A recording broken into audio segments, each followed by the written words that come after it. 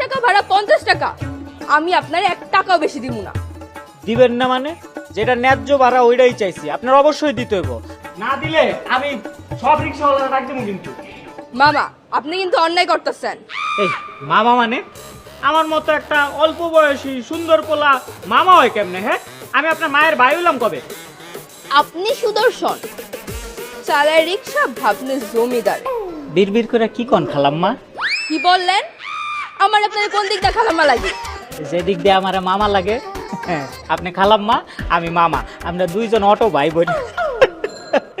রিক্সাওয়ালা আমার ভাই, এনেন আপনার টাকা। এত ভাবলেন না খালাম্মা, এমন অভিশাপ দিব কপালে রিক্সাওয়ালা জামাই জুটবো।